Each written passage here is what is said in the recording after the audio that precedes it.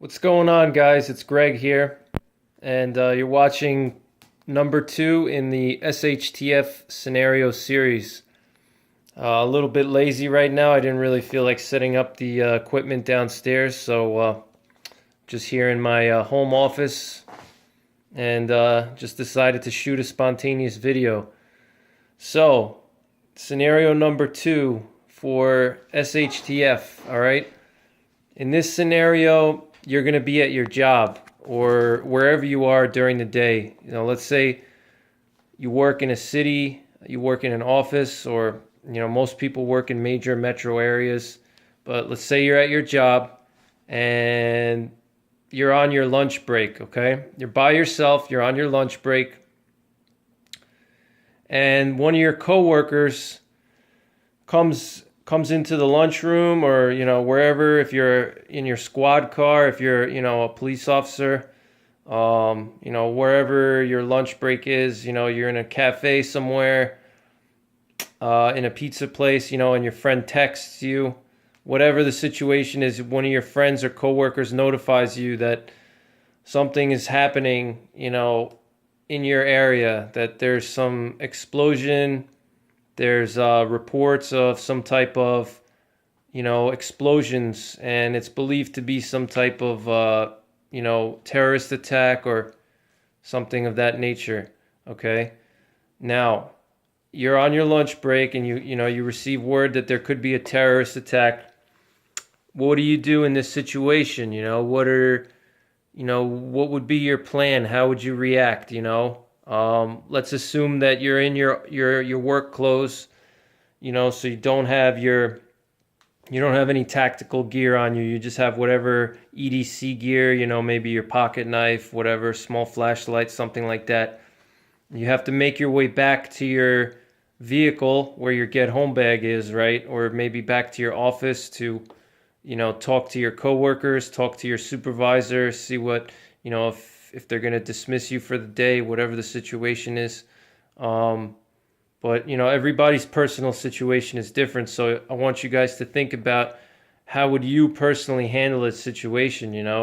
What would be the steps that you would take to, what would be the first step that you would take? I know the first step that I would take, would be to basically gather information. Information is going to be critical because you want to know what you're up against. You don't know if this is just could be some type of just an explosion from, it could be from a vehicle filled with, gas tanks or propane tanks. It could be something like 9/11. It could be chemical, it could be biological, it could be radiological. You really don't know what you're up against, so you kind of want to gather some intel and figure out, what you're dealing with. You don't want to just run out there in the streets and expose yourself to potential hazards that you may not see or smell or whatever.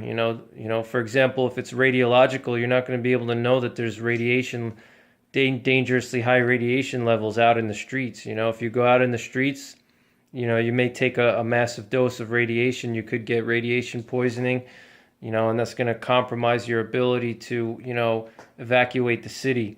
So in this situation, basically the explosion is large enough that there's a lot of debris and soot. Think of something like on the scale of 9/11, where the entire lower Manhattan was covered in soot, and when the buildings came down, there was soot everywhere and debris. Think of something on that scale. I'm not talking about like a small scale attack, like a Boston bombing or something like that. Not trying to, take anything away or minimize the Boston bombing, but think of something on the scale of 9/11, or maybe even something bigger than 9/11. Maybe, who knows? Maybe a terrorist was able to smuggle an illicit nuclear weapon and detonate it, in your city.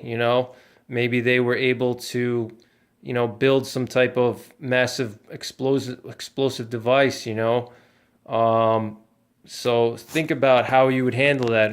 Maybe they dispersed some type of, it could be a dirty bomb, but the dirty bomb could have chemical weapons in there. There could be nerve agents. There could be, lung irritants.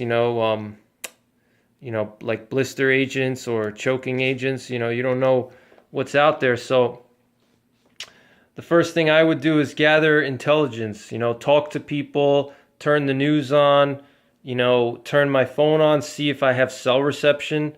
That's going to tell you the scale of the attack. If your reception, if the cell phones are down, if the internet is down, then it's pretty large scale. Try to get some information. You're going to want to see what you're up against before you just, try to evacuate. So, and let's say in my situation, let's say if I'm at my lunch break, my first thing, is going to be to gather intel.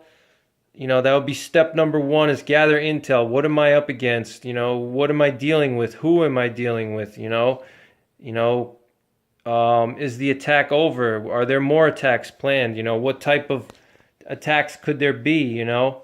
Try to figure that out first before you go out into the streets and expose yourself. Then step number two would be to go to my vehicle and retrieve my get home bag, which is going to have all the supplies I need to get home, on foot.